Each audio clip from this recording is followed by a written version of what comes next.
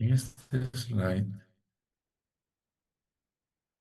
pueden ver ustedes la diferencia de los virus DNA y los RNA.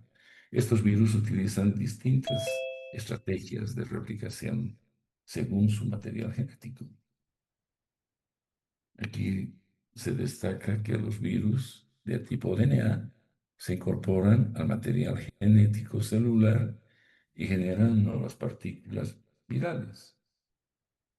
Pero los virus de tipo RNA tienen que utilizar sus enzimas, que es una que se llama transcriptasa reversa, que es la que convierte el material RNA a DNA antes de continuar su proceso de replicación. Esta es una estrategia, un mecanismo que constituye para nosotros un blanco terapéutico muy interesante. Es fundamental para el manejo de los virus de RNA. Podemos impedir que engañen nuestras células transformando su material RNA a DNA para luego reconstruir otra vez la secuencia proteica y generar nuevamente vibriones de tipo RNA. Eso vamos a ver luego cuando hablemos del VIH.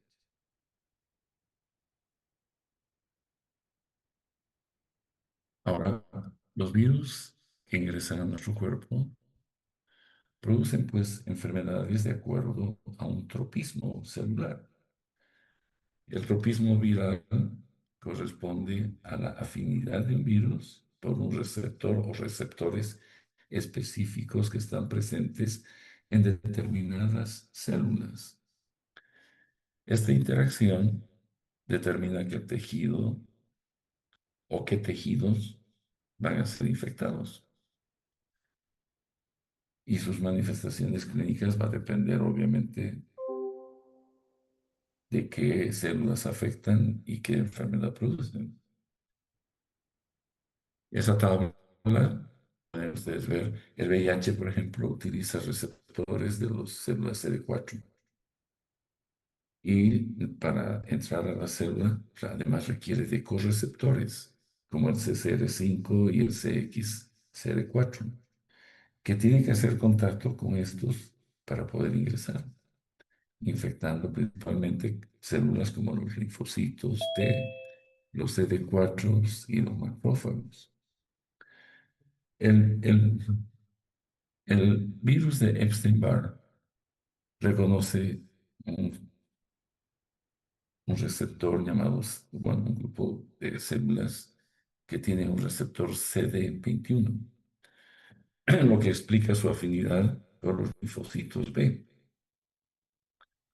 La influenza se une al ácido ciálico, que está presente en el epitelio respiratorio.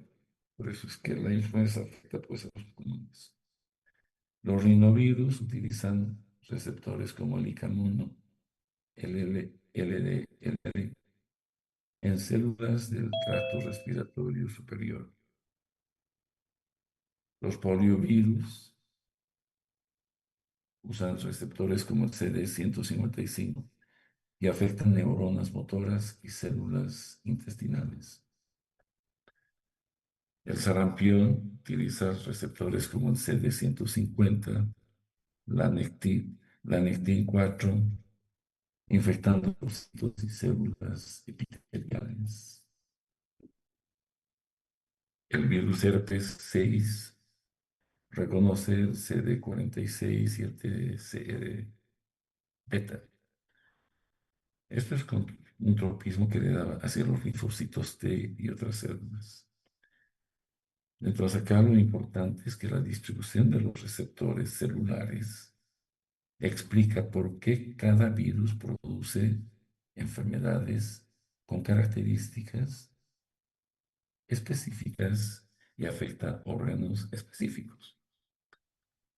A eso llamamos tropismo celular. O sea, tenemos receptores a los que estos bichitos pues se unen.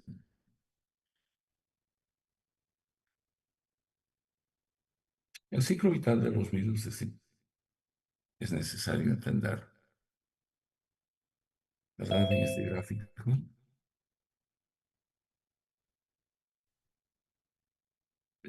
antes de estudiar los fármacos antivirales, tenemos que comprender el ciclo vital, porque cada etapa de estas puede convertirse en una diana terapéutica.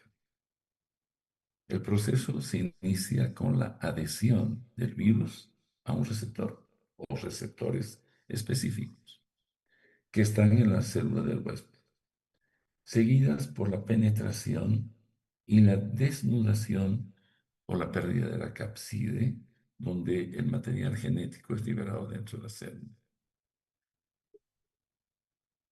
Ese material genético viral. Posteriormente ocurre que la transcripción y la replicación del genoma viral. En algunos virus intervienen enzimas propias que permiten sintetizar nuevas copias del material genético. Luego se producen las proteínas virales necesarias para formar nuevas partículas, las cuales pasan por una etapa de ensamblaje y maduración, como ven en la imagen. Y finalmente ocurre la liberación de los nuevos vibriones, permitiendo la infección de otras células. Desde el punto de vista farmacológico, pues cada una de estas fases puede ser bloqueada por medicamentos específicos. Uno de los avances, bueno, una de las infecciones que ha ocasionado un avance enorme en el conocimiento del ciclo vital de los virus es el ciclo de vida del VIH. Este virus posee un ciclo para réplica muy particular. Él replica sus principales blancos. Nosotros hemos desarrollado fármacos para bloquear sus diferentes etapas en su ciclo. La infección comienza cuando hay un enlace con los receptores y los correceptores y la fusión del virus con el linfocito CD4. Una vez dentro de la célula, actúa la transcriptasa reversa. Es una transcripción inversa, un proceso en el cual el RNA viral se convierte en DNA gracias a la enzima transcriptasa reversa. Posteriormente, ese DNA viral ingresa al genoma celular mediante la acción de otra enzima que se llama integrasa. A continuación, se produce la multiplicación de los componentes virales y el ensamblaje de las nuevas partículas, llamadas vibriones. Y finalmente, esos nuevos vibriones abandonan la célula mediante gemación. Cada una de estas etapas ha permitido el desarrollo de grupos específicos de antirretrovirales, que los vamos a revisar para conocimiento de ustedes, pero no existe fármacos antirretrovirales en las farmacias en Bolivia. Tenemos un programa nacional que es el que provee los medicamentos de forma gratuita y trata a estos pacientes. Pero tenemos que conocerlos porque producen una serie de problemas que pueden interferir con las terapias de otras enfermedades.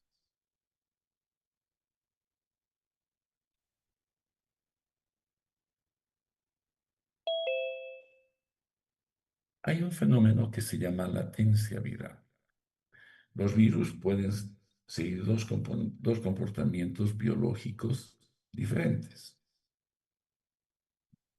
Hay un, hay un ciclo lítico en el que el virus se replica activamente, genera síntomas y puede provocar muerte de las células que están siendo utilizadas. En cambio, durante la latencia viral, el material genético permanece dentro de la célula huésped, sin replicación, Hay otros, ¿no? que es decir, no se replica significativamente y no produce manifestaciones clínicas evidentes. Un aspecto importante es que el virus latente puede reactivarse posteriormente y reiniciar la replicación activa. La latencia, pues, constituye uno de los principales obstáculos para la erradicación de varias infecciones virales.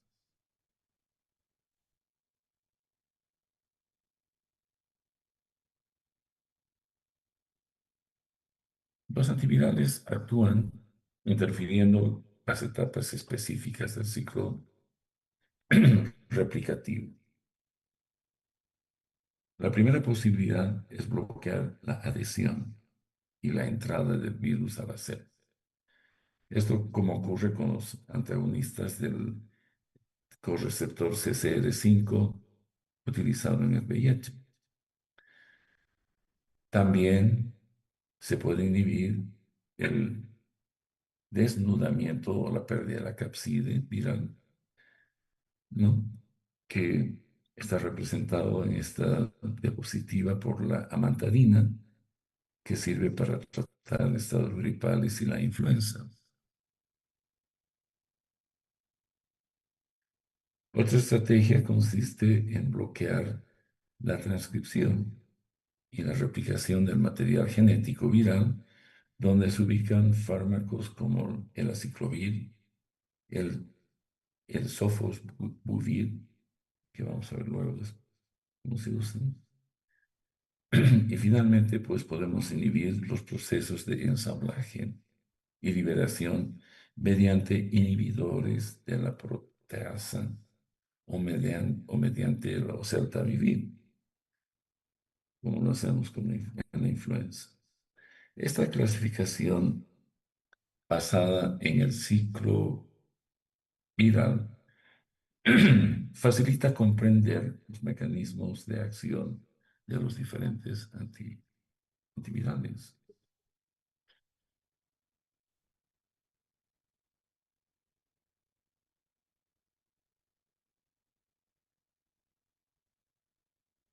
Con estos conceptos que hemos empezado a estudiar,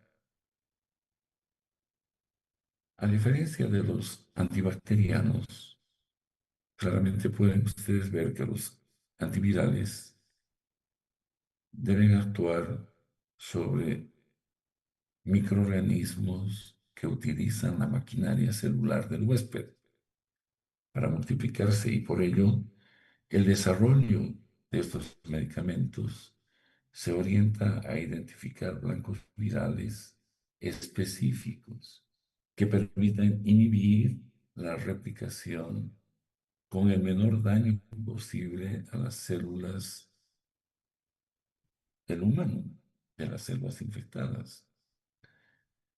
En las siguientes diapositivas voy a revisar un poco la clasificación con fundamentos terapéuticos y principalmente grupos farmacológicos efectivos. Vamos a empezar viendo el tratamiento farmacológico de las enfermedades virales y sus fundamentos. El fundamento de la terapia antiviral consiste en interferir en etapas críticas del ciclo de replicación viral. La eficacia en el tratamiento va a depender de identificar procesos indispensables para la multiplicación del virus y utilizarlos como diana terapéutica. Por esta razón, el conocimiento detallado del ciclo viral es esencial. Ustedes tienen que entender cómo es que se replica el virus, como ya hemos visto algo, para poder comprender la farmacología de los antivirales y su aplicación clínica.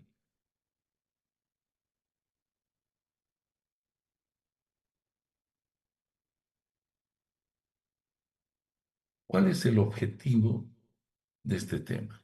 ¿Por qué ustedes tienen que hacer esta clase conmigo de 3 días. Al finalizar el tema, pues ustedes, me imagino, que van a poder comprender las principales dianas terapéuticas antivirales y relacionarlas con sus mecanismos de acción y aplicaciones clínicas. Además, van a poder reconocer la clasificación general de los antivirales y los agentes incluidos en la farmacoterapia disponible. Tenemos una farmacopea en Bolivia reducida, pero sirve para tratar algunas enfermedades virales prevalentes. También vamos a revisar algunos aspectos generales de la farmacocinética y vamos a analizar la resistencia viral y sus implicaciones en la terapéutica de estas enfermedades.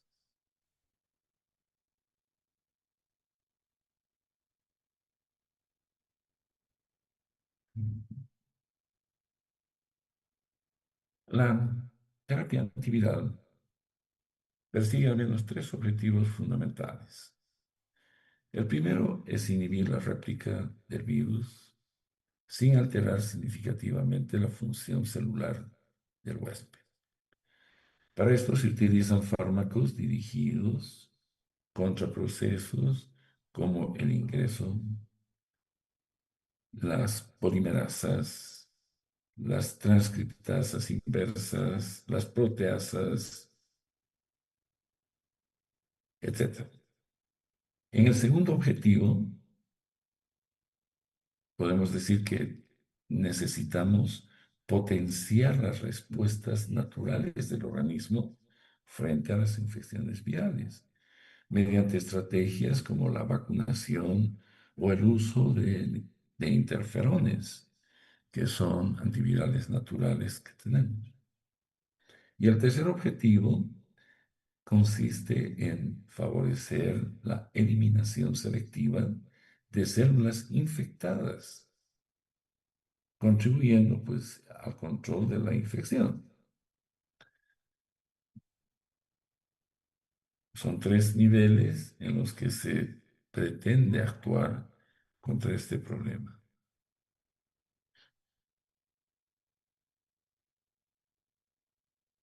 Los desafíos más importantes del tratamiento antiviral es que enfrentan limitaciones importantes, ¿no? La primera es la dificultad para encontrar blancos terapéuticos verdaderamente selectivos. Esto debido a la dependencia del virus respecto a la maquinaria celular. Si afectamos a la maquinaria celular, pues vamos a matar las células del huésped también. Otro problema es la elevada capacidad de algunos virus para desarrollar resistencia. Y también representan un desafío la latencia viral, que permite la persistencia de la infección aún en ausencia de replicación activa. Se queda el material en las células esperando su momento. A esto se suma la posibilidad de toxicidad sobre las células del huésped y la disponibilidad de un arsenal terapéutico muy limitado, o más limitado al menos, del existente contra las infecciones bacterianas.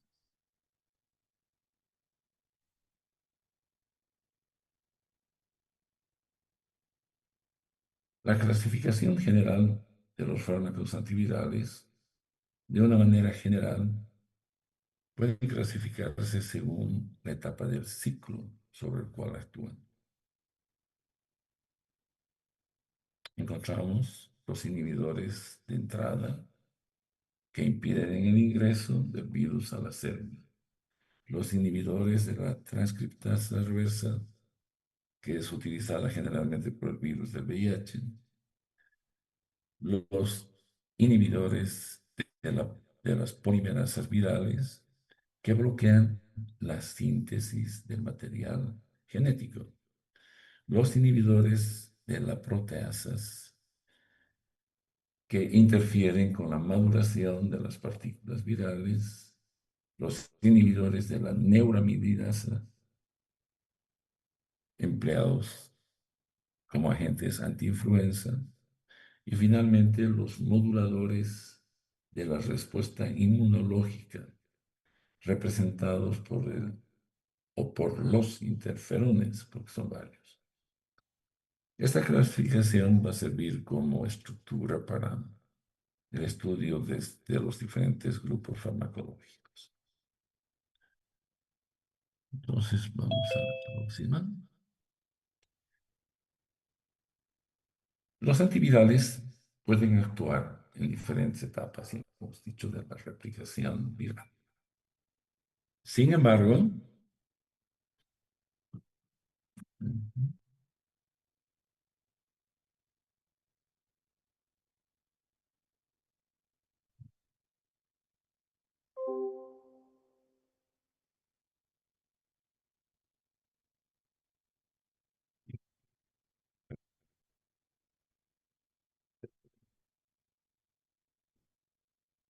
eh, estábamos hablando de las generalidades del tratamiento.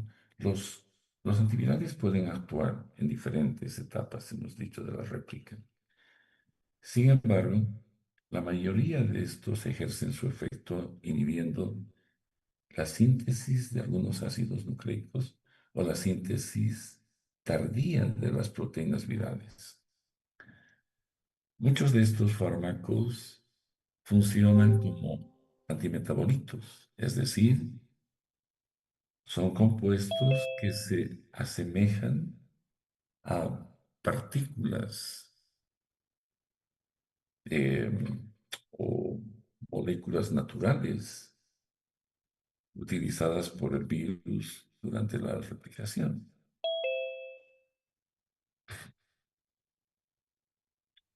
Un aspecto importante es que algunos antivirales requieren la fosforilación previa y utilizan algunas sinasas virales del huésped para convertirse en su forma activa y ejercer su efecto farmacológico como sucede con el aciclovir.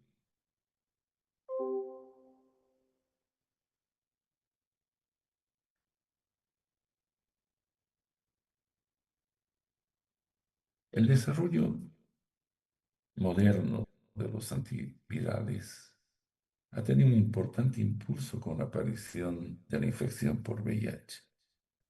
Posteriormente, la pandemia del COVID-19 también ha estimulado nuevamente la investigación y el desarrollo de nuevos tratamientos terapéuticos antivirales.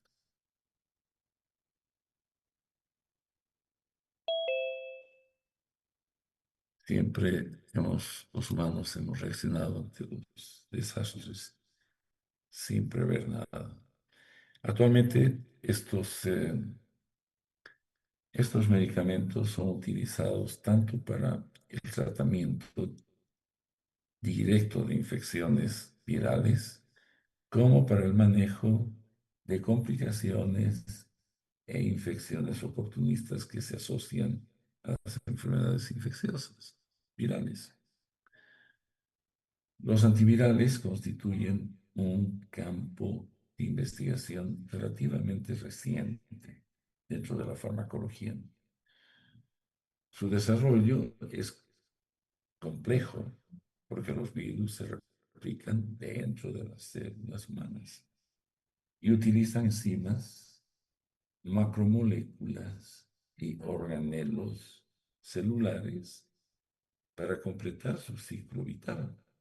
Generalmente se meten en el núcleo, está el material genético, y engañan a nuestras células para que se replique a este nivel su material genético. Por esta razón existen riesgos de toxicidad para la célula del huésped.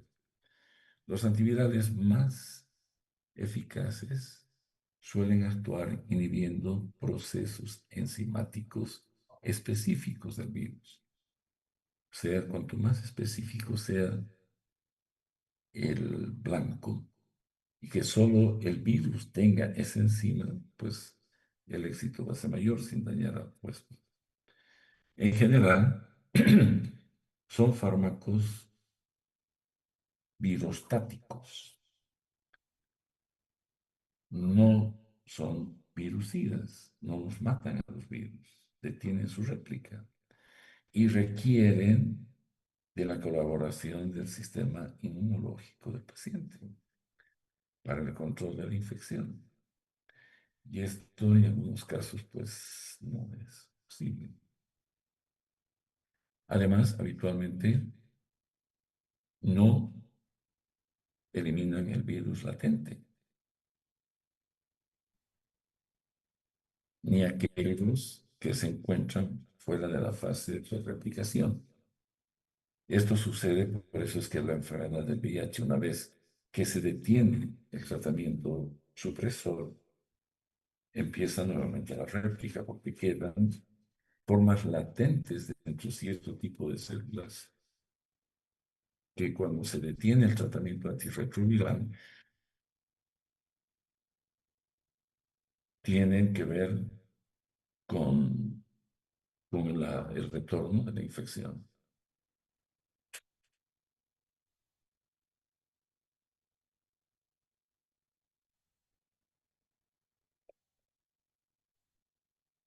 El desarrollo de antivirales enfrenta importantes dificultades. Ustedes van a leer en textos, libros seguramente de farmacología o terapéutica, los que usamos, Katson, Goodman y Gilman, siempre hablan de que el desarrollo de estos antibióticos, antivirales, su desarrollo es muy difícil porque los virus poseen una pared. Los virus no poseen una pared celular y utilizan solo la maquinaria celular del huésped para su metabolismo y su replicación, etc. Lo que limita pues la disponibilidad de blancos terapéuticos selectivos. No podemos atacar a estos por estructuras externas. Sin embargo, también existen oportunidades farmacológicas importantes porque muchos de los virus utilizan polimerasas específicas, como la transcriptasa reversa o las polimerasas del DNA, dependiendo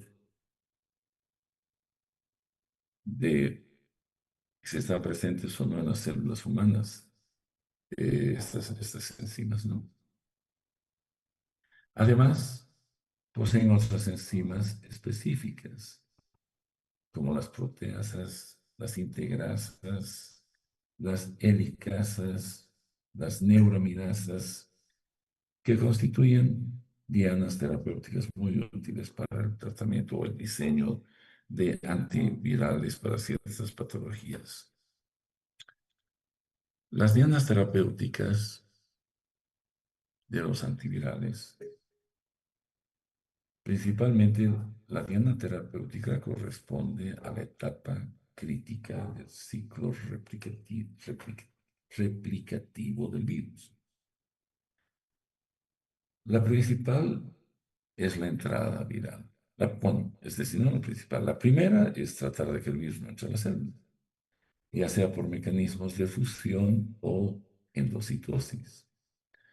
Otra diana fundamental es la transcripción inversa y la replicación del genoma viral. Un virus que es RNA convierte su material en DNA para poder meterlo al núcleo y allí engañar a nuestras células para su réplica. También pueden bloquear procesos de ensamblaje, de maduración, que son indispensables para generar partículas virales funcionales y que pueden atacar otras células.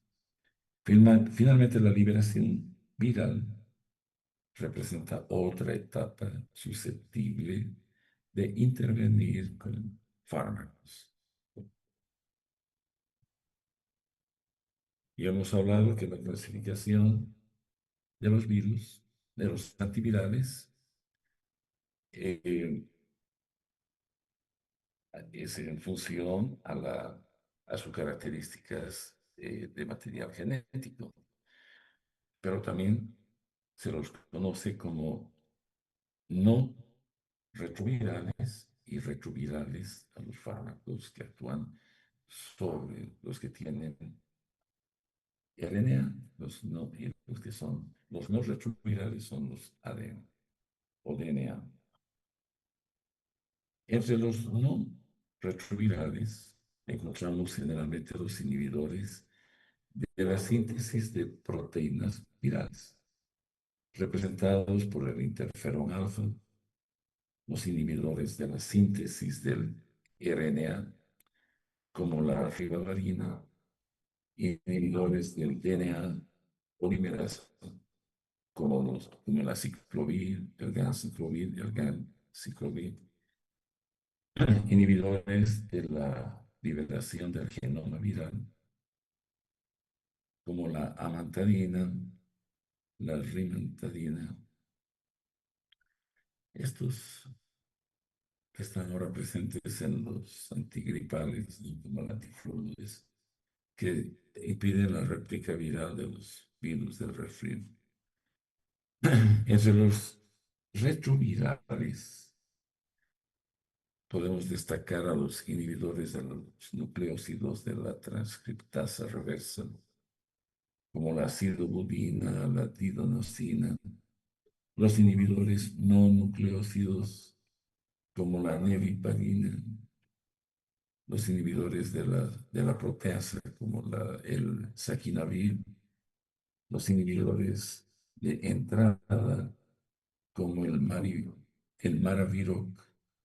y los inhibidores de la integrasa, como el raltegravir. O sea, hay una serie de compuestos que en su mecanismo de acción, pues reconocen ciertas enzimas o partes de este ciclo de réplica viral en la que vamos a suprimir la, la réplica viral en las células del huésped.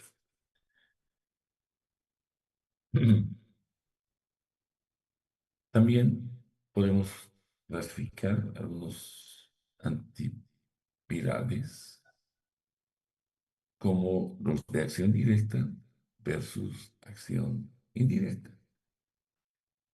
Además de esas clasificaciones que acabamos de hablar por mecanismo o por virus, diana, los antivirales también pueden agruparse según la forma en que actúan, si es de forma directa o indirecta. Los fármacos de acción directa interfieren con componentes específicos del virus. Los de acción indirecta actúan principalmente sobre los mecanismos del huésped, favoreciendo el control de la infección.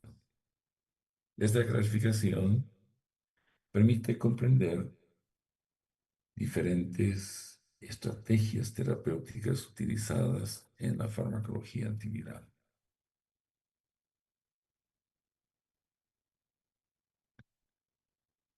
Los antivirales de acción directa actúan sobre proteínas o enzimas virales específicas. Van directo hacia el virus.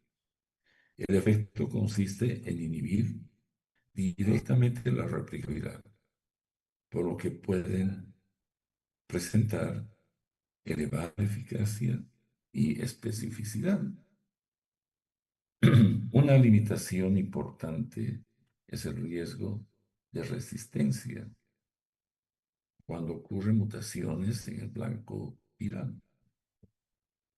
Entre los ejemplos se incluyen en este grupo o en esta diapositiva pueden encontrar, por ejemplo, el aciclovir para el herpes simple, el sofosbuvir para la hepatitis C, el dolutegravir para el VIH, el oseltamivir para la influenza y el remdesivir para el COVID-19.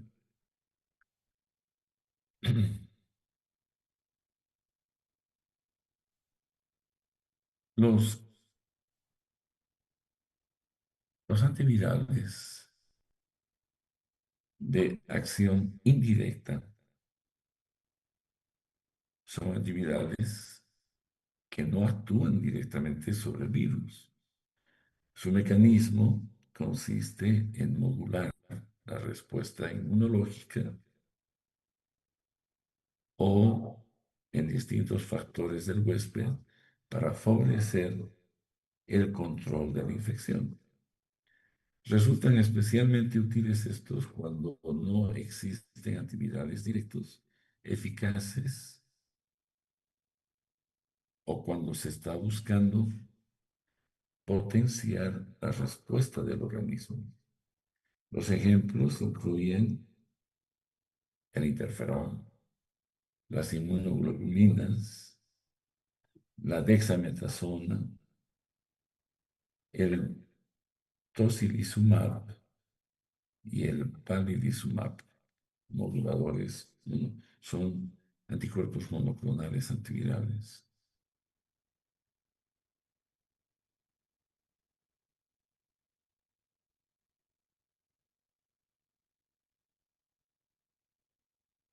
Si comparamos los antivirales de acción directa con los indirectos, pues los directos bloquean enzimas, proteínas virales específicas.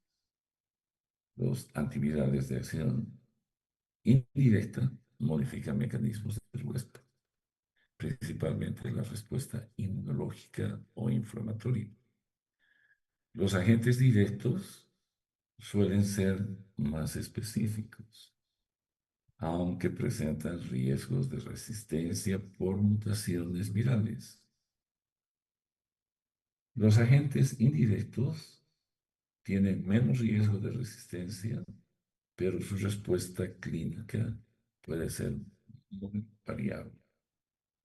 Ambas estrategias no son excluyentes y pueden combinarse según el virus involucrado y además las características del paciente. Si comparamos los antivirales con los antibióticos antibacterianos, existen diferencias importantes. Los antibióticos disponen de múltiples blancos estructurales y metabólicos debido a las diferencias entre las bacterias y células humanas. O sea, tienen cosas diferentes a nuestras células. En contraste, los antivirales cuentan con menos dianas terapéuticas porque los virus dependen ampliamente de la maquinaria celular del huésped. Esta situación incrementa el riesgo de toxicidad. Además, la eficacia de muchos antivirales depende en mayor medida del momento de inicio del tratamiento, por lo que el diagnóstico y la intervención tempranas suelen ser especialmente importantes.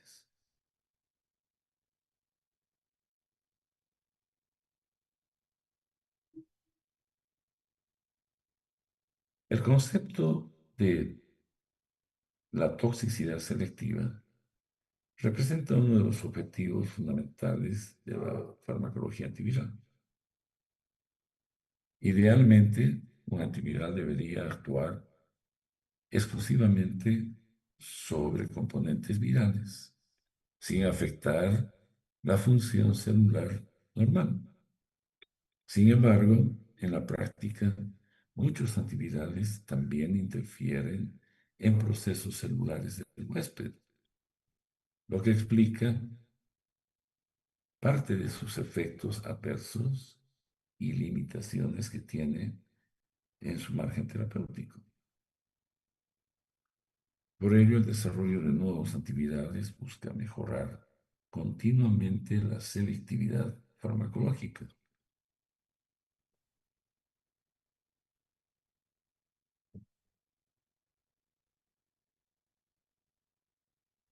Los antivirales tienen características farmacocinéticas variables. Esto según el fármaco utilizado.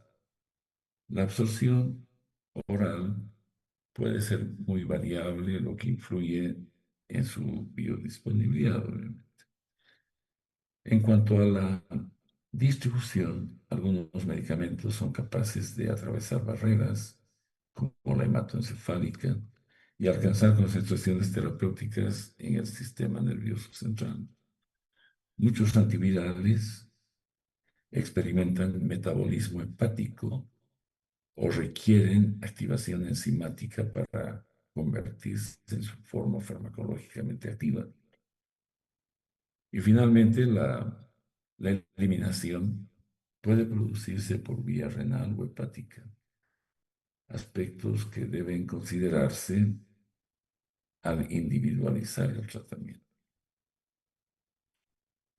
Como hemos dicho ya muchas veces en las diferentes clases.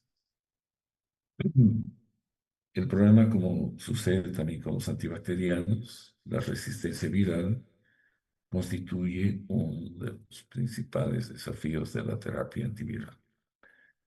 Su mecanismo más frecuente es la aparición de mutaciones en enzimas o proteínas virales que reducen la eficacia del tratamiento. Y también ha sido esto un estímulo para buscar alternativas terapéuticas y dar nuevas moléculas efectivas para hacer la virus supresión. La presión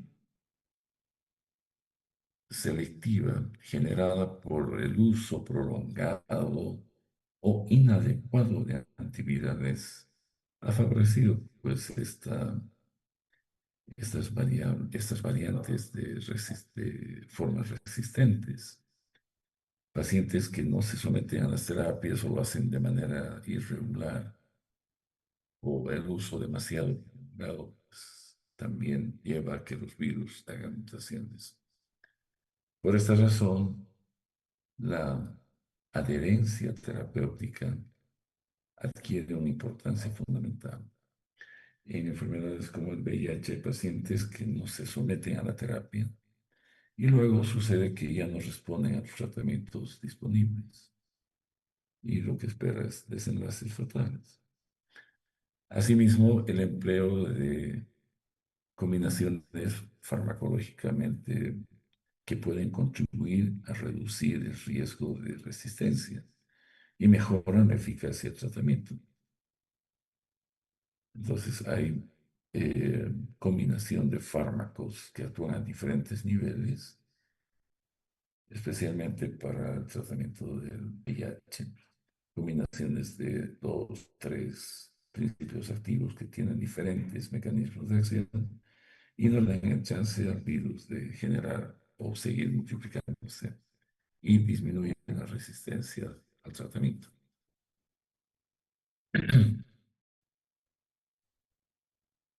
¿Qué es esto?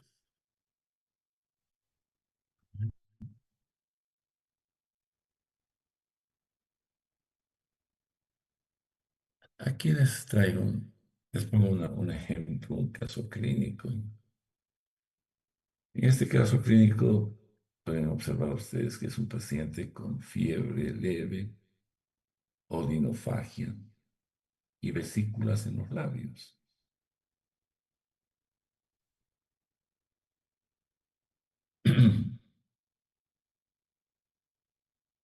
Y bueno, no solo en los labios, también en las encías,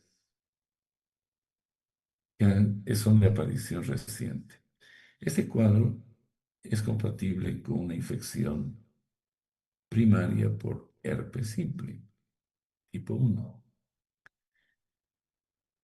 Dado de que la consulta ocurre dentro de las primeras 24 horas, el tratamiento antiviral tiene mayores probabilidades de ser efectivo.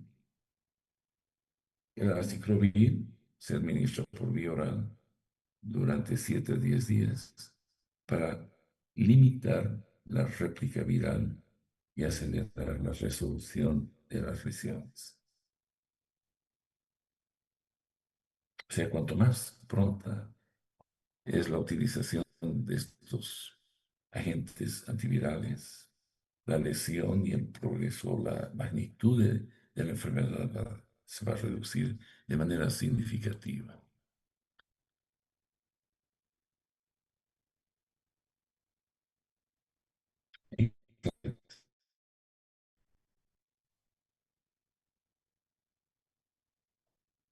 Ah, ¿qué tengo ahí? Bueno, aquí vamos a ver un poquito de los antirretrovirales. Estos antirretrovirales constituyen un grupo específico de antivirales con características fundamentales que se utilizan en combinación para aumentar la eficacia y disminuir la aparición de resistencia en los pacientes con VIH.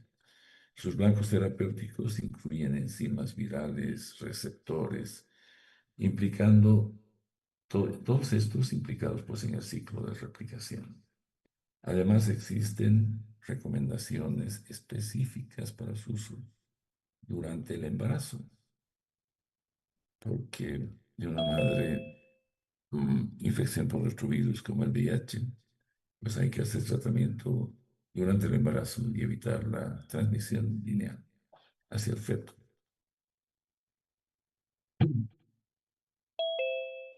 Cuando usamos antivirales, la mayor parte de los agentes actualmente disponibles son virustáticos y no son virucidas.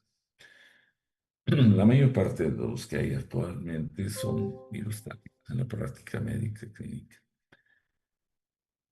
Es decir, van a inhibir la réplica del virus sin destruirlo.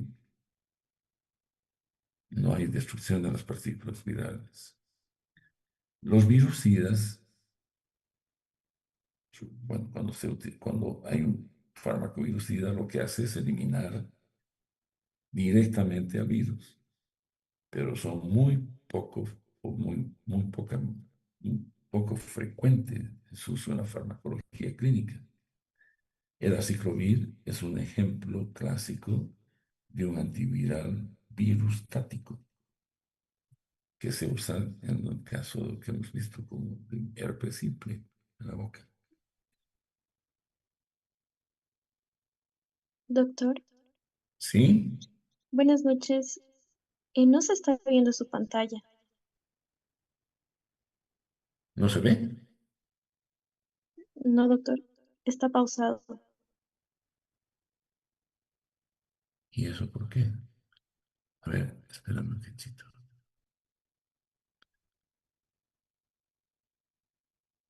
¿Desde cuándo está pausado? ¿Hace poco? Sí, doctor, debe ser una diapositiva, yo creo. Bueno, es que no estoy viendo acá. A ver, ¿qué es esto? Vean. Ah, caramba. Empeora la cosa. Espérenme un cachito a ver algo ha pasado con esto. Eh, tengo que volver a compartir. Eh, está-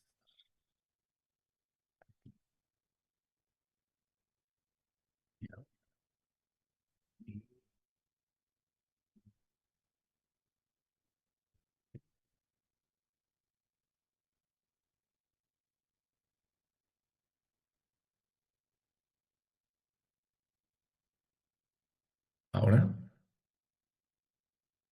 Sí, doctor, ya se ve. ya.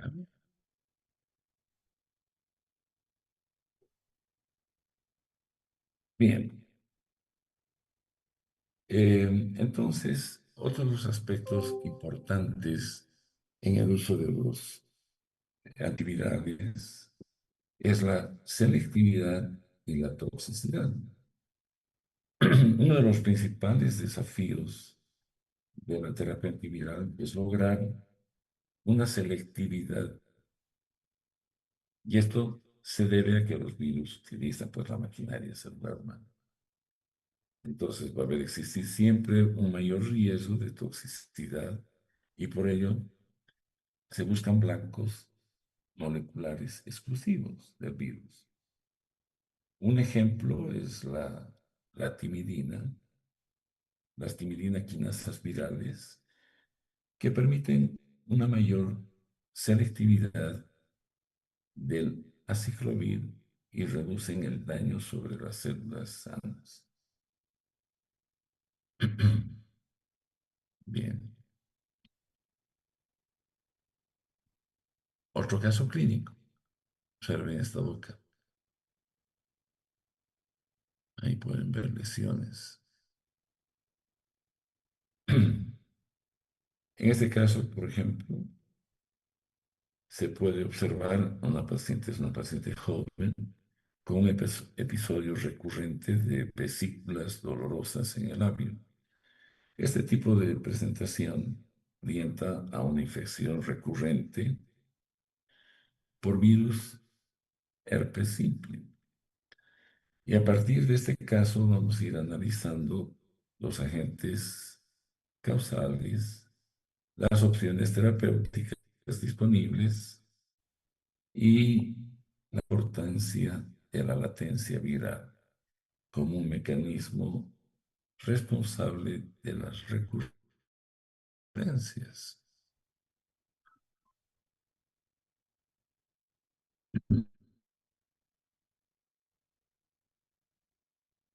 Aquí hay algunas preguntas de reflexión. En estas preguntas se resumen los conceptos fundamentales que hemos revisado hasta ahora. Debemos recordar que el tratamiento antiviral suele ser más eficaz cuando se inicia precozmente.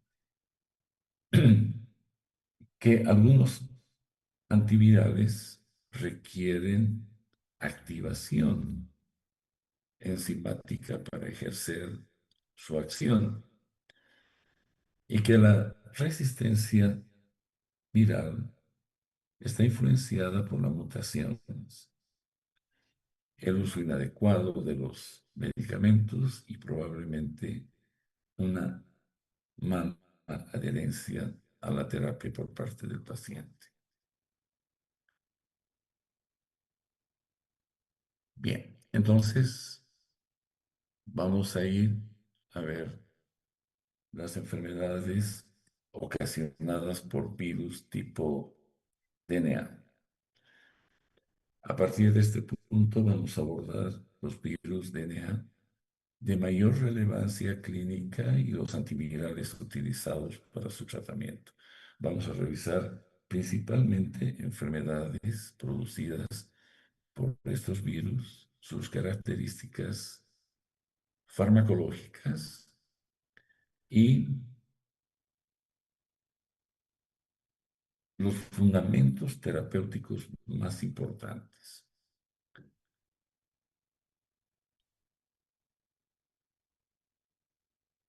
¿Cuáles son los objetivos del tema?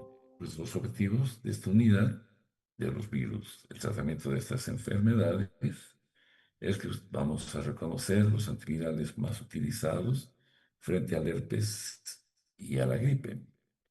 Vamos a comprender sus mecanismos de acción, aspectos farmacocinéticos, vamos a identificar sus indicaciones clínicas y sus mecanismos de resistencia. Y finalmente, cómo se aplican estos conocimientos en la resolución de casos clínicos.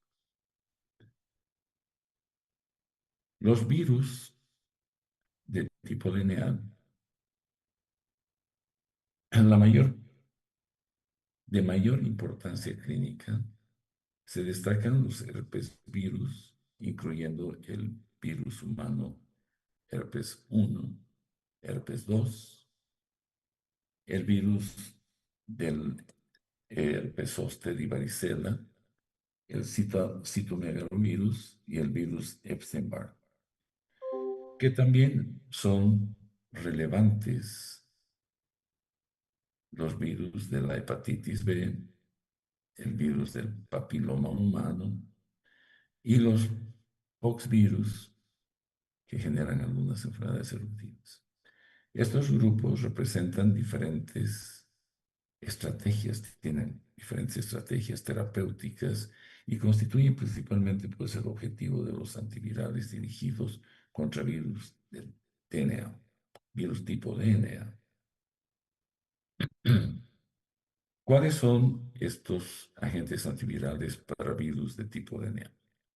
Los principales antivirales utilizados frente al virus que son de tipo DNA constituyen el aciclovir, el valaciclovir y el famciclovir, además del ganciclovir, el foscarnet y el cidofovir, para situaciones específicas, ¿no? La hepatitis B se destacan el tenofovir,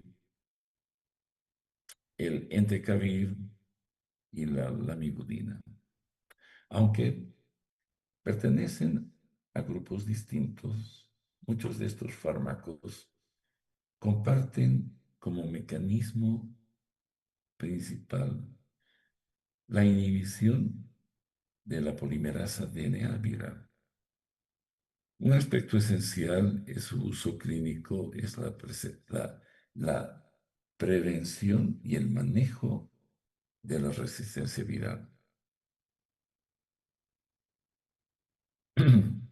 Los virus antiherpéticos, los principales antivirales utilizados para el herpes virus son el aciclovir, el valaciclovir y el famciclovir, especialmente eficaces en el virus tipo 1 y 2 del herpes viral. El virus de la varicela zoster también se beneficia, es decir, podemos tratar con esto. Y para el citomegalovirus se emplean el ganciclovir y el valaciclovir. Y el valganciclovir, ¿no?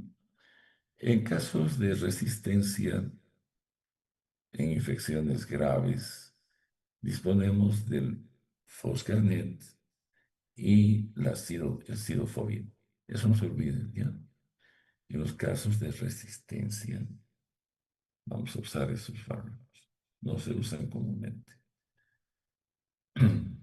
Sus principales indicaciones incluyen el herpes labial, el herpes genital, el herpes zóster, la encefalitis herpética y la enfermedad por citomegalovirus en pacientes inmunosuprimidos.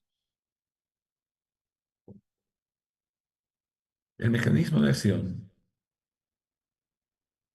de los antiherpéticos,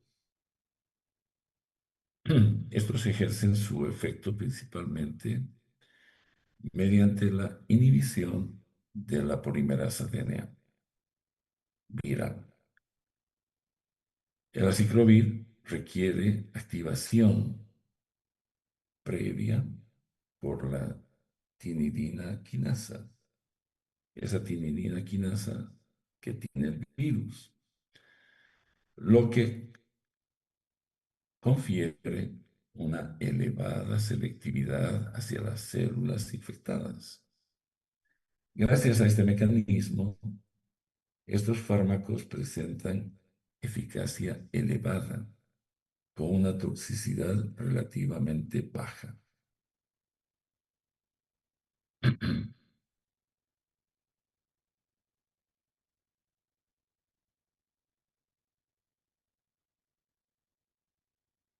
El aciclovir actúa como un análogo nucleócido y tras ser activado por la tinidina sinasa o quinasa viral y posteriormente por las enzimas celulares, se convierte en su forma trifosfatoactiva.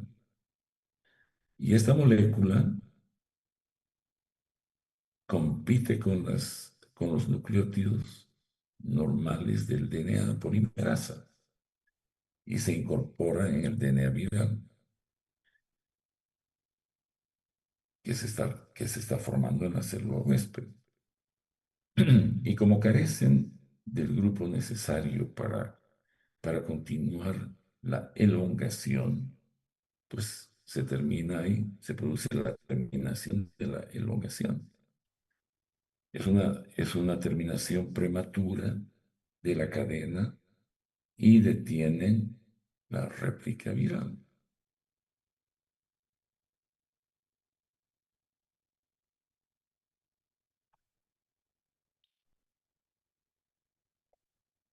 Puede existir estos mecanismos de resistencia en estos tipos de fármacos y las más frecuentes incluyen la mutación en la tinidina quinasa viral y esto va a impedir la activación de la ciclovir y la mutación en el DNA polimerasa viral que reduce la afinidad por el fármaco. Estas resistencias son más frecuentes en pacientes inmunosuprimidos que han sido sometidos a tratamientos prolongados. En estos casos puede utilizarse alternativas, como ya les dije, como el Foscarnet o el Cidofovir, ¿no?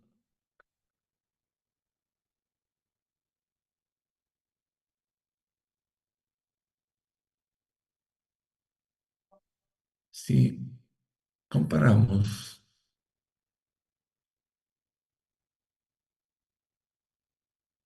eh, esta tabla lo que hace es resumir algunos de las actividades más importantes para los virus DNA.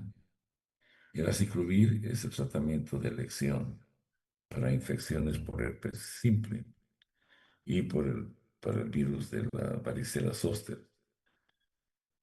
El ganciclovir se utiliza principalmente frente al citomegalovirus, especialmente en la retinitis o la celulitis por citomegalovirus. El entecavir es uno de los tratamientos de preferencia para la hepatitis B crónica. Y finalmente, el cidofovir se reserva para infecciones resistentes en pacientes inmunosuprimidos.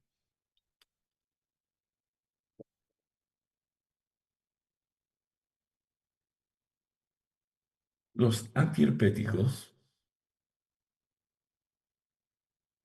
entre sus aspectos farmacocinéticos más importantes, destacan de que, por ejemplo, el valaciclovir posee una biodisponibilidad oral superior a la del aciclovir, permitiendo esquemas más cómodos de tratamiento. La eliminación es predominantemente renal, por lo que se requiere ajuste de dosis en pacientes que tienen falla renal. Los efectos adversos más frecuentes incluyen cefalea, náusea y molestias gastrointestinales. A dosis, cuando se usa por vía intravenosa y son dosis muy elevadas, pueden aparecer nefrotoxicidad. La resistencia puede asociarse a mutaciones en la tinidina quinasa viral. A ver, este es otro caso clínico, sí, pero en este caso el herpes es genital. Ahí nos encontramos frente a una mujer joven con fiebre y lesiones vesiculares dolorosas en vulva, asociados a un antecedente reciente de nueva pareja sexual. El cuadro clínico es altamente sugestiva de una prima infección por herpes simple tipo 2, que es el genital. El tratamiento recomendado consiste en aciclovir 4 miligramos por vía oral cada 8 horas. Y esto de 7 a 10 días. El objetivo es reducir la duración de los síntomas y la eliminación viral.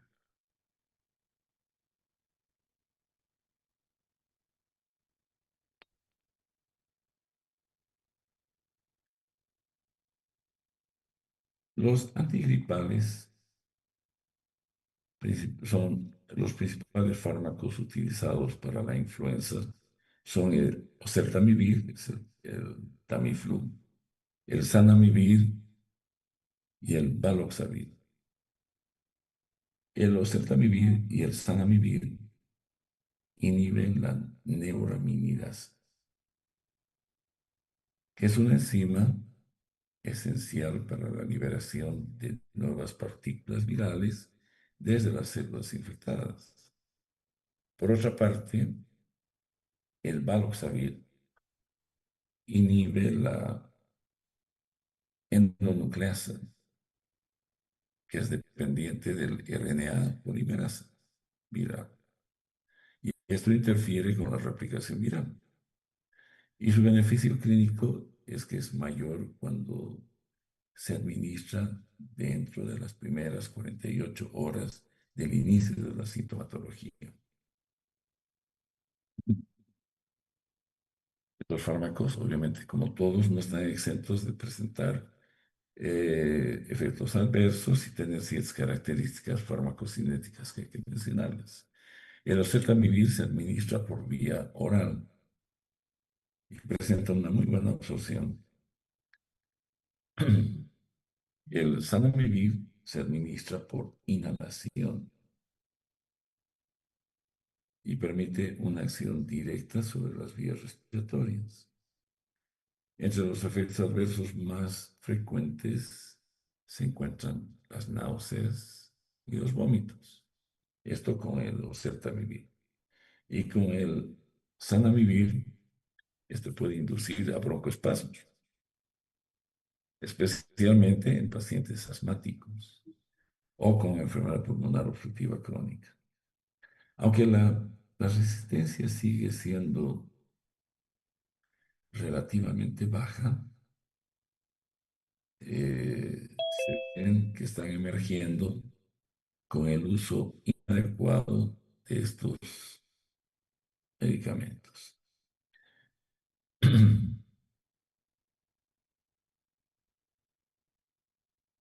Este es otro caso clínico como ejemplo de lo que estamos hablando, de un hombre, de un adulto mayor con influenza. Es un paciente de 70 años con fiebre alta, mialgias y tos seca de inicio reciente, características típicas de la influenza. La ausencia de vacunación reciente aumenta pues la sospecha diagnóstica. Y debido a que el paciente consulta dentro de las primeras 36 horas del inicio del cuadro y pertenece a un grupo de alto riesgo por su edad, está indicado iniciar un tratamiento antiviral con el oseltamivir y se dan 75 miligramos por vía oral cada 12 horas durante 5 días. El objetivo es reducir la duración de la enfermedad y disminuir los riesgos de complicaciones.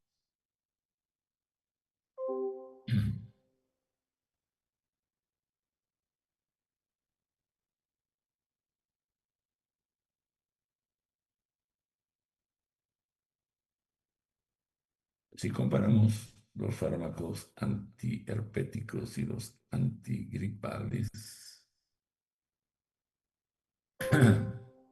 comparten el, el objetivo de inhibir la réplica viral, pero actúan en diferentes blancos moleculares.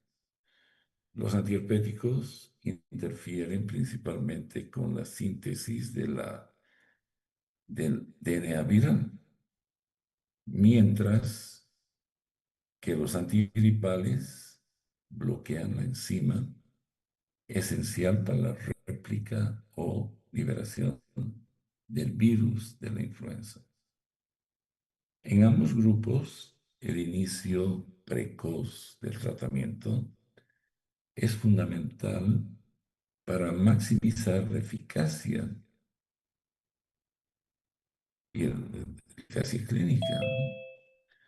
Los antiherpéticos tienen además un papel importante en la profilaxis en pacientes inmunosuprimidos, mientras que los antigripales son especialmente útiles durante brotes epidémicos y en pacientes con alto riesgo de complicaciones.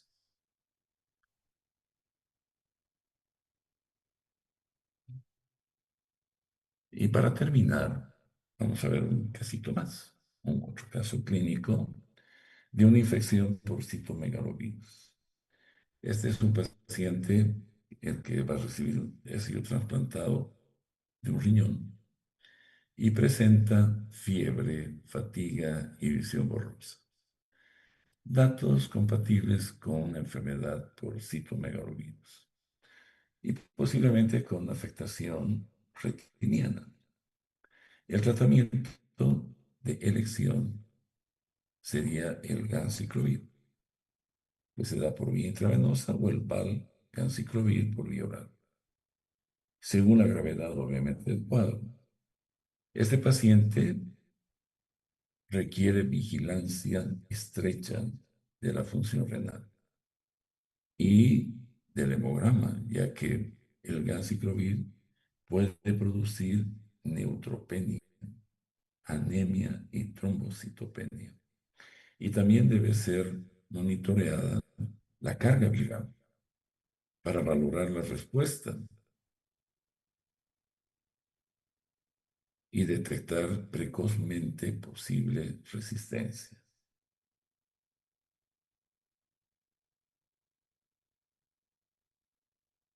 Mm. Hay algunas preguntas de reflexión que leanlas y vean cuáles serían más o menos las respuestas más adecuadas. El aciclovir es considerado pues relativamente como un fármaco seguro durante el embarazo y constituye el tratamiento de elección.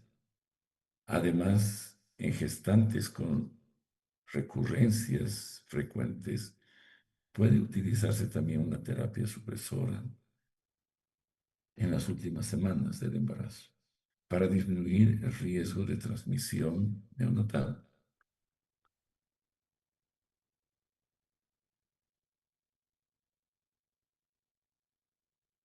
Bien, aquí voy a terminar la clase de hoy. Mañana vamos a continuar con antivirales para la hepatitis B y demás, que va a estar también interesante. Que tengan una buena noche, chicos, y nos vemos mañana a la misma hora.